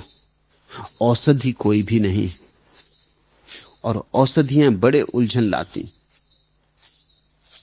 काम वासना से थक गए, परेशान हो गए, तो ब्रह्मचर्य की औषधि मिल जाती कि चलो ब्रह्मचर्य साधो। फिर तुम ब्रह्मचर्य थोपने लगते हो। फिर जबरदस्ती थोपा हुआ ब्रह्मचर्य और नई उलझने लाता है। फिर तुम्हारा चित्त और भी काम विकार से ग्रस्त हो जाता है। जिसे तुमने बाहर से रोक दिया फिर वो भीतर चलने लगता, घाव बन जाता है। इन घावों से सावधान रहना। ये घाव बना बना के ही तुम रुग्ण और बीमार हो गए। जीवन को सहज स्वीकार करो। जीवन जैसा है उससे अन्यथा होने की चेष्टा भी मत करो। जीवन जैसा है ऐसा ही परमात्मा ने चाहा है। तुम इस चाह में अपने को विसर्जित कर दो। तुम कह दो तेरी मर्जी पूरी हो। तुम अपनी मर्जी बीच में मत लाओ। तुम कहो जो तू दिखाएगा देखेंगे, जैसा तू चलाएगा चलेंगे, जहां तू पहुंचाएगा पहुंचेंगे। तू डुबाएगा मझधार में तो वही हमारा किनारा। पहुंचा देगा तो पहुंच जाएंगे, नहीं पहुंचाएगा तो भी पहुंच गए, क्योंकि हम तेरे ऊपर छोड़ते। समर्पण की ये दशा तुम्हें एकदम निर्भर कर जाएगी। इसको अष्टावक्र ने कहा है चित्त की आंतरिक स्थिति में विश्राम, चैतन्य में विश्राम। फिर कहीं जाना नहीं, कुछ होना नहीं, कुछ बनना नहीं। ये सब अहंकार के ही खेल है। तुम कहते हो ये बन के रहूंगा। किसी को सिकंदर बनना है, किसी को बुद्ध बनना है, किसी को महावीर बनना है, लेकिन बनने का पागलपन है। तुम हो ही, इससे बेहतर कुछ हो नहीं सकता। पूर्ण तुम में विराजमान है। तुम लाख उपाय करो तो तुम पूर्ण से नीचे नहीं गिर सकते, क्योंकि पूर्ण तुम्हारा स्वभाव है। तुम कितने ही पाप करो इससे कोई फर्क नहीं पड़ता। तुम्हारी पूर्णता अकलुषित रह जाती है। तुम निरंजन हो। तुम्हारे अशुद्ध होने का कोई उपाय नहीं। इस सत्य में अपने को समर्पित कर देते ही क्षण भर में क्रांति घटित हो जाती। अहो दुख का मूल द्वैत है, उसकी औषधि कोई नहीं। यह सब दृश्य झूठ है। मैं एक अद्वैत शुद्ध चैतन्य रस हूं। उस रस को पहचानो। वही रस सब में बह रहा, कहीं वृक्षों में हरा होकर, कहीं पक्षियों में गुनगुनाहट होकर। वही रस मुझसे बोल रहा, वही रस तुम में सुनने चला आया है। हम उस एक ही महत रस की तरंगे। फिर कहां जाना, फिर क्या होना, फिर न कोई भविष्य है, न कोई लक्ष्य, न जीवन में फिर कोई प्रयोजन। फिर जीवन तो एक महोत्सव है। ये प्रतिपल चल रहा नृत्य, इसमें सम्मिलित हो जाओ। इससे झगड़ो मत, इसमें व्यर्थ तनाव मत खड़े करो। छोड़ दो अपने को इस बहाव में। ये गंगा जा रही सागर। मैंने सुना एक सम्राट आता था, उसने राह में एक भिखारी को देखा चलते, गठरी रखे सिर पर। दया आ गई, कह दिया भिखारी को कि तू भी आके बैठ जा रथ में। कहां जाना है, उतार देंगे। भिखारी पहले तो बहुत सकुचाया, सम्राट का रथ स्वर्ण रथ, लेकिन इंकार करने भी कठिन था। सम्राटों की बात इंकार नहीं की जाती। चढ़ गया रथ पर, सिकुड़ के बैठ गया, लेकिन पोटली सिर पर रखे था सो रखे ही रहा। सम्राट ने कहा अरे पागल, पोटली तो नीचे रख दे। उसने कहा कि नहीं मालक, मुझको बिठाया यही क्या कम। अब और पोटली का बोझ भी आपके रथ पे रखूं? नहीं नहीं। अब तुम जब खुद ही चढ़ बैठे हो रथ पे, तो पोटली तुम सिर पे रखो कि नीचे रखो, क्या फर्क पड़ता है? वजन तो रथ पर ही है। ये जो विराट का रथ चल रहा है, इसमें तुम नाहक ही पोटली सिर पर रखे बैठे हो। तुम कहते हो कि नहीं महाराज, आपने बिठा लिया इतना ही बहुत, पोटली भी आप पर रखे। नहीं नहीं, लेकिन तुम हर क्षण परमात्मा में ही हो, सारा बोझ उसका है। तुम नाहक बीच में ये पोटली बांधे बैठे हो। ये पोटली है अहंकार की, ये पोटली है भ्रांति की, ये पोटली है द्वैत की, द्वंद की, ये पोटली है संघर्ष की। इसे रखो, करो समर्पण और बह चलो। बहाव धर्म है, समर्पण धर्म की संक्रांति है। मैं शुद्ध बोध हूं, मुझसे अज्ञान के कारण उपाधि की कल्पना की गई है। इस प्रकार नित्य विचार करते हुए मैं निर्विकल्प में स्थित हूं। संस्कृत में जो शब्द है विमर्श, उसका ठीक अर्थ विचार नहीं होता है। अहम बोध मात्रा, मैं केवल बोध मात्र हूं, होश मात्र। होश मेरा स्वभाव है, से सब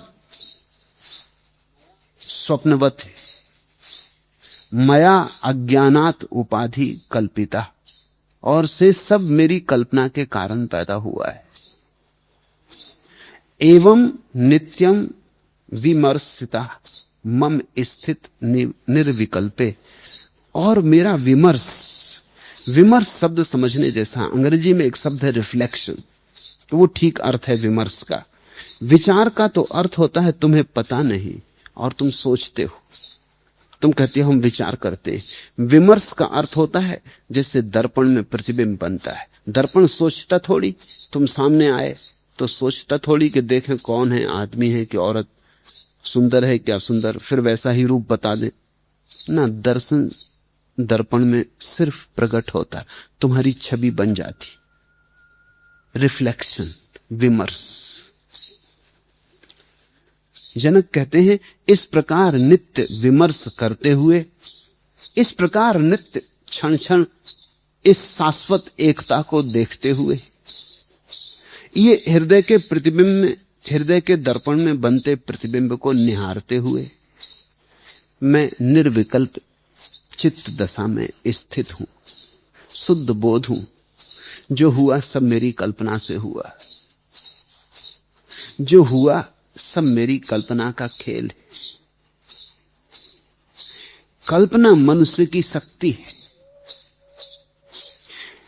पूरब के शास्त्र कहते हैं कि कल्पना परमात्मा की शक्ति है। कल्पना का ही दूसरा नाम माया, माया अर्थात परमात्मा ने कल्पना की है। परमात्मा की कल्पना का परिणाम है ये विराट विश्व, और आदमी जो कल्पना करता है उसका परिणाम है हम सब की छोटी छोटी दुनियाएं। हर आदमी अपनी अपनी दुनिया में रहता है, अपनी अपनी दुनिया में बंद। तुम ऐसा मत सोचना कि हम सब एक ही दुनिया में रहते हैं। जितने आदमी हैं यहां उतनी दुनियाएं एक साथ, इसलिए तो दो आदमी मिलते हैं तो टकराहट होती, दो दुनियाएं टक्कर खाती, कठिन हो जाता है। अकेले अकेले सब ठीक चलता है, दूसरे के साथ जुड़े की अड़चन हुई, क्योंकि दो दुनियाएं, दो ढंग, दो विचार की शैलियां एक दूसरे के साथ संघर्ष करने लगती। हमारी कल्पना ही हमारी दुनिया बन जाती। कल्पना की शक्ति बड़ी है। कल्पना का अर्थ है जो हम सोचते हैं वैसा होने लगता है। जो हम सोचते हैं उसके परिणाम बनने लगते, उसके चित्र उभरने लगते। ठीक कल्पना वैसी है जैसे स्वप्न की शक्ति है। रात कुछ भी तो नहीं होता, पर्दा भी नहीं होता। रात सपने में तुम ही अभिनेता होते हो, तुम ही दिग्दर्शक होते हो, तुम ही कथाकार, तुम ही मंच, तुम ही दर्शक, सभी कुछ तुम ही होते हो। फिर भी एक पूरा खेल बन जाता। थोड़ा सोचो, मैं एक महिला को देखने गया था, वो 9 महीने से बेहोश है, कोमा में, और डॉक्टर कहते हैं वो कोई 3-4 साल भी रह सकती इस अवस्था में। उसका बेटा भी वहां मौजूद था। वो मुझसे पूछने लगा कि एक बात मुझे आपसे पूछनी, मैं सबसे पूछता हूं कोई उत्तर नहीं देता। अगर मेरी मां सपना देख रही हो तो 9 महीने तक उसको पता ही नहीं चला होगा कि सपना। बात तो उसने बड़ी गहरी पूछी। ये महिला 9 महीने से बेहोश है। वो बेटा पूछता है कि अगर ये सपना देख रही होगी तो हम तो रोज सुबह उठाते हैं तो पता चल जाता है कि अरे सपना था। ये तो उठती नहीं। ये 9 महीने से सपना चल रहा होगा तो देख ही रही होगी सपना, और मान रही होगी कि सच है। 9 महीने में इसको एक क्षण भी ख्याल नहीं आया होगा कि ये सपना है। बात तो ठीक है। सच तो यह है कि जब हम आंख खोल लेते हैं तब भी सपना बंद नहीं होता। सपना तो भीतर चलता ही जाता है। इसलिए कभी भी तुम आंख बंद करो, भीतर थोड़ा खोजो, तुम पाओगे सपना चल रहा है। दिवा स्वप्न शुरू हो जाता है। जैसे दिन को सूरज निकलता है, आकाश के तारे खो जाते हैं। क्या तुम सोचते हो कहीं चले जाते हैं? जाएंगे कहां? जहां है वहीं, सिर्फ दिन की रोशनी में ढक जाते। रात सूरज विदा हो जाता है, फिर तारे प्रकट होने लगते। तारे तो वहीं के वहीं हैं, सिर्फ सूरज की रोशनी में ढक जाते हैं, रोशनी खो जाती है, फिर प्रकट हो जाते। ऐसा ही तुम्हारे सपने की धारा तो चल ही रही है। जब तुम आंख खोलते हो तो दुनिया के कामधाम में भूल जाते हो, भीतर धारा चलती रहती। फिर आंख बंद की, कभी करके देख लो, आराम कुर्सी पे बैठ जाओ, आंख बंद कर लो, थोड़ी देर में तुम पाओगे सपना चल रहा है, इलेक्शन लड़ रहे, जीत भी गए, प्रधानमंत्री हो गए। और इतना ही नहीं, प्रधानमंत्री होकर जिन जिन को तुम्हें मारना उनका सफाया भी कर दिया, जिन जिन को जेल भेजना उनको जेल भी भेज दिया, और जिन जिन को तुम्हें मंत्री बनाना उनको मंत्री भी बना लिया। तभी पत्नी आ गई चाय लेके कि चाय तैयार है, चौंक के तुम बैठ गए, अपनी चाय पीने लगे। तब तुमको समझ में आया कि अरे कहां खो गए थे। जागे जागे भी सपने की धारा भीतर बह रही। तुमने शेख चिल्ली की कहानियां पढ़ी, वो सब तुम्हारी कहानियां हैं, वो आदमी की कहानियां।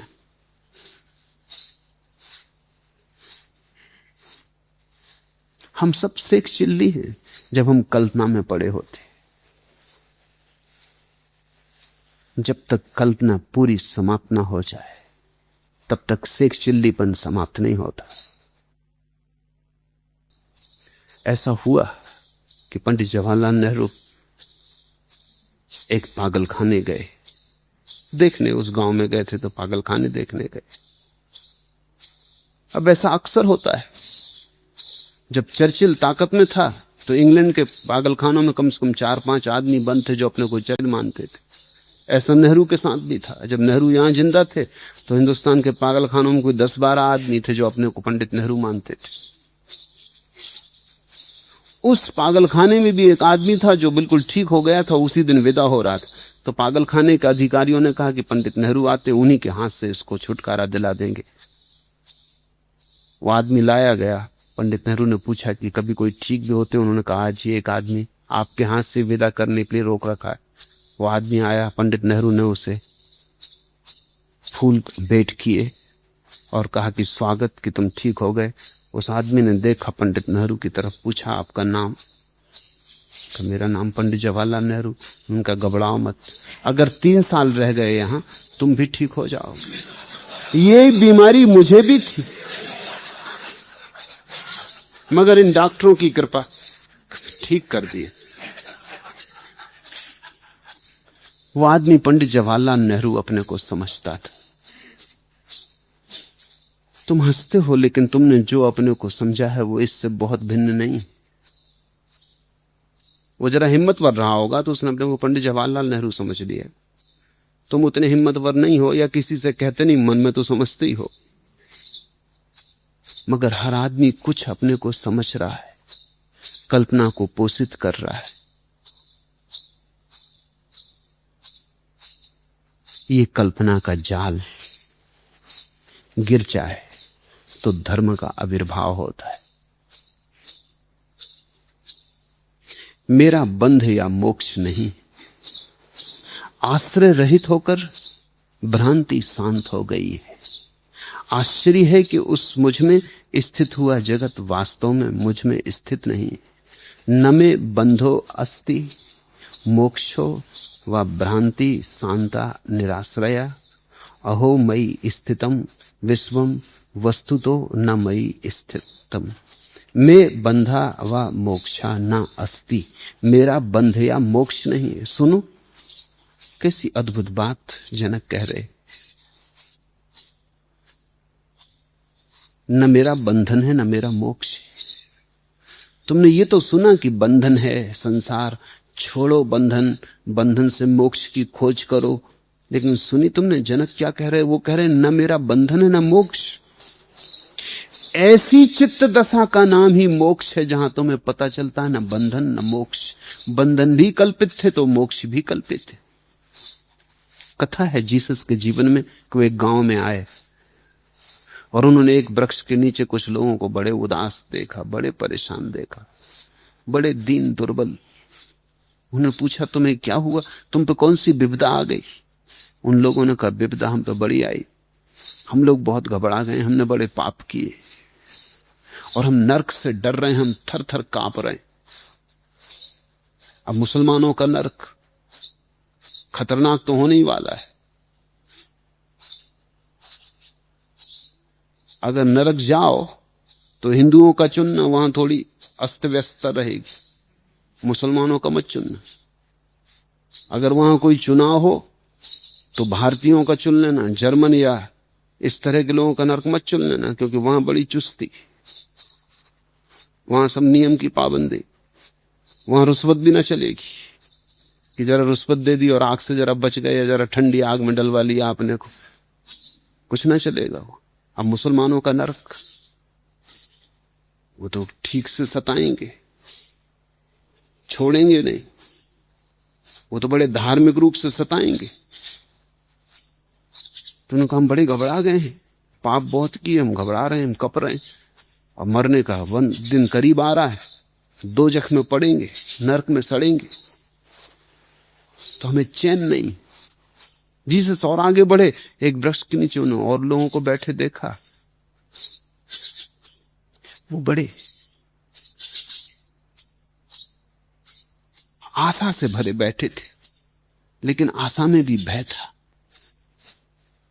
और उन्होंने बड़ी तपस्या की थी, उपवास किए थे, धूप में शरीर को गलाया, सताया था, रूख सूखे हड्डियां हो गए थे। उन्होंने पूछा तुम्हें क्या हुआ, तुम पे कौन सी विपदा पड़ी? उन्होंने कहा हम स्वर्ग की तैयारी कर रहे हैं। नरक का भय है तो हम स्वर्ग की तैयारी कर रहे हैं, हम पुण्य अर्जन कर रहे हैं, मगर फिर भी डर लगता है कहीं चूक तो ना जाएंगे। सब दांव पे लगा दिया, जीवन दांव पे लगा दिया, लेकिन स्वर्ग लेके रहेंगे, बहिष्त में पहुंच के रहेंगे, मगर उसी चिंता में हम परेशान भी हैं, तनाव भी मन में बना है। जीसस और आगे बढ़े, उन्होंने एक तीसरे वृक्ष के नीचे कुछ लोगों को बैठे देखा जो बड़े मस्त थे। उनकी हालत बिल्कुल अलग थी, न तो नरक से घबराए थे जैसे लोग वैसे भी न थे, स्वर्ग के लिए लोभ से भरे लोग वैसे भी न थे, वो बड़े मस्त थे, वो गीत गुनगुना रहे थे, नाच रहे थे, आनंद मग्न थे। उन्होंने पूछा तुम्हें क्या हुआ, तुम बड़े खुश हो, तुम पे कोई विपत्ति नहीं आई? उन्होंने कहा कि नहीं, क्योंकि हमने जान लिया ना स्वर्ग है ना नरक है, सब मन का खेल।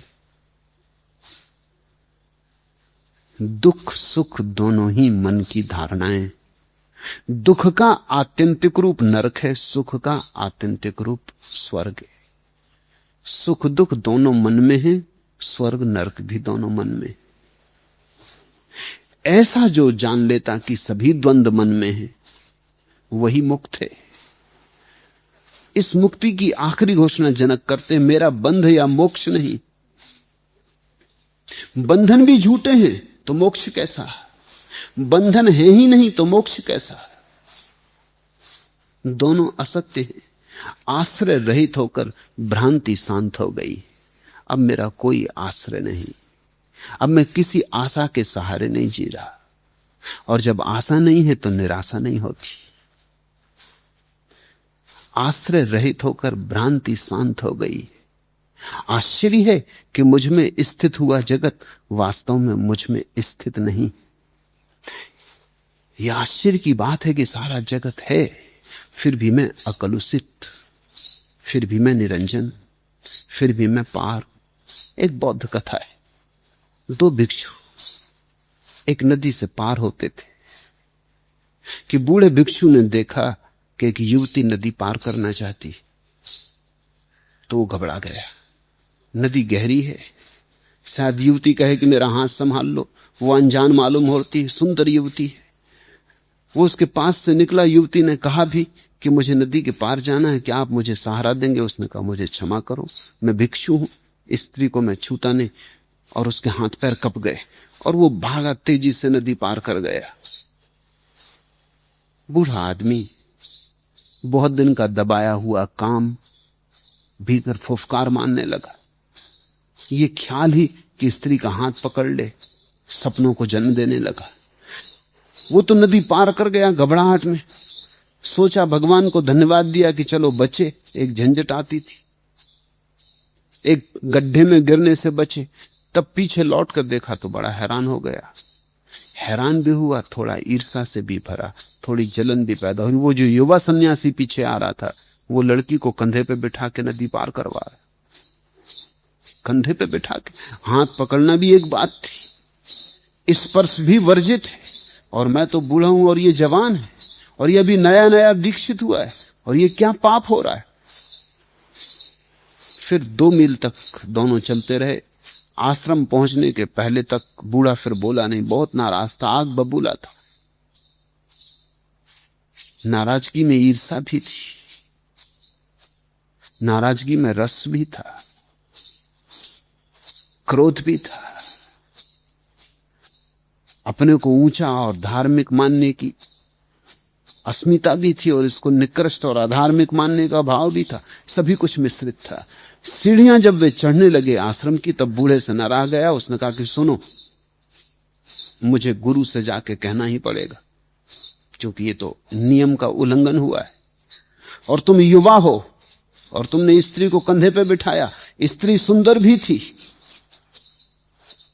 उस युवा ने कहा, आप भी आश्चर्य की बात कर रहे हैं, मैं तो उस स्त्री को नदी के किनारे उतार भी आया, क्या आप उसे अब भी अपने कंधे पे लिए हुए?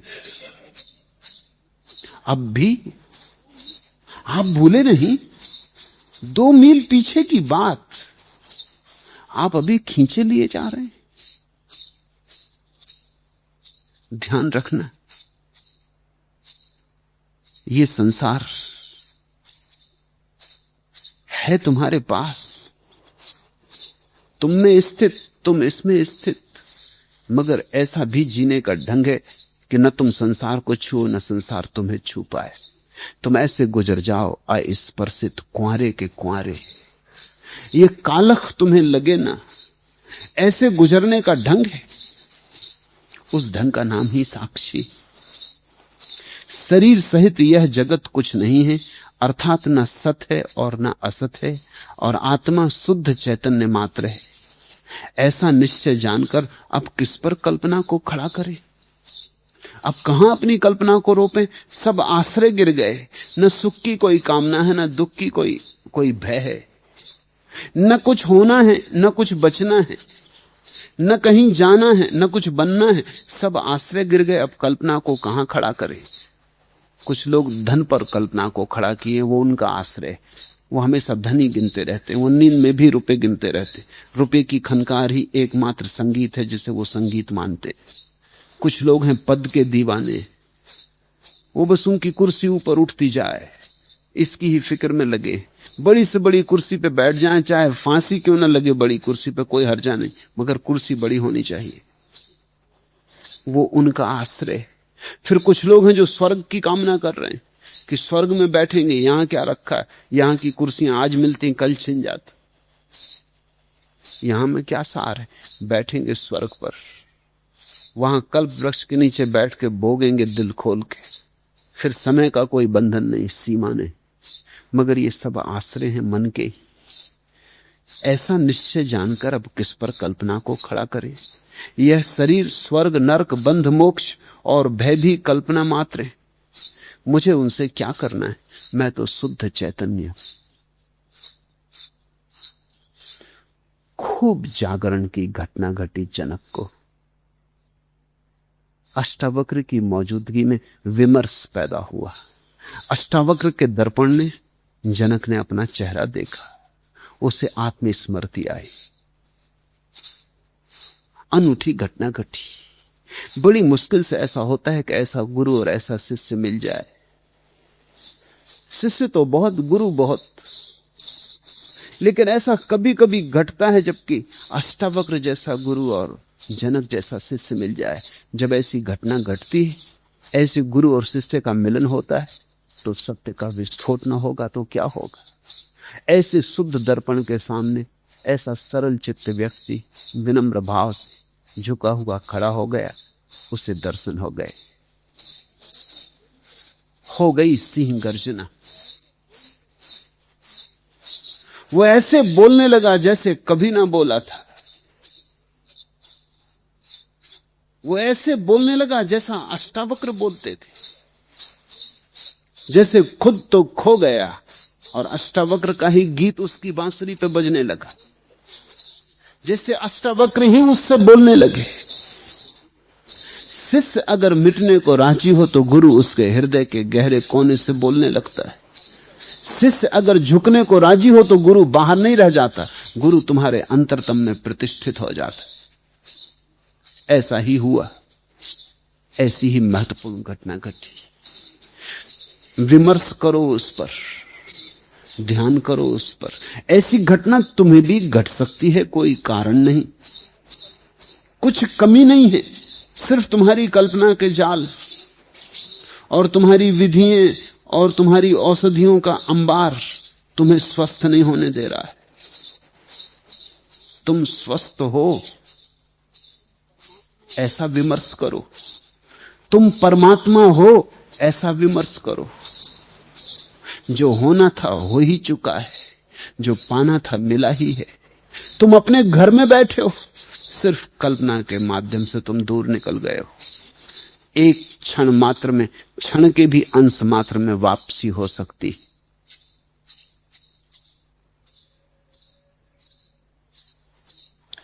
मुल्ला नसरुद्दीन अपने डॉक्टर के पास गया था। डॉक्टर साहब, कहने लगा वो, अगर किसी दिन मैं यहां आके पतलून की जेब से इतने नोट निकालूं कि आपके पिछली सभी बिलों का भुगतान हो जाए, तो आप क्या मानेंगे, क्या समझेंगे?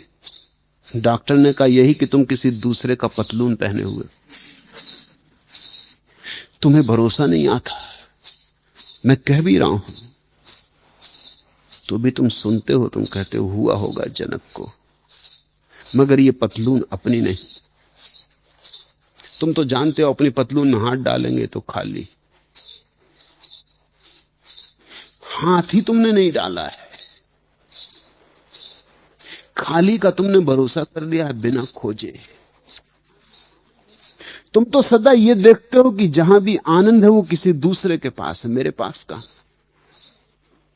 मुस्कुराहटें सब दूसरों की हैं, आंसू सिर्फ तुम्हारे, ऐसी तुम्हारी धारणा हो गई। दुख केवल तुम्हारे हैं, सुख सब पराए। ये गीत घटते हैं किसी और को, तुम्हारे जीवन में तो सदा दुख ही दुख बरसता है। ये अमृत बरसता होगा कहीं किसी सौभाग्यशाली को, तुम्हें भरोसा नहीं आता। मैं कहता हूं ये पतलून तुम्हारी है, हाथ तो डालो। तुम कहते हो क्या सार, बार बार हाथ डालने से, वहां कुछ भी नहीं। तुमने कभी हाथ डाला ही नहीं और कुछ भी नहीं, इस भ्रांति में तुम पड़ गए हो। एक बार अपने भीतर झांको तो।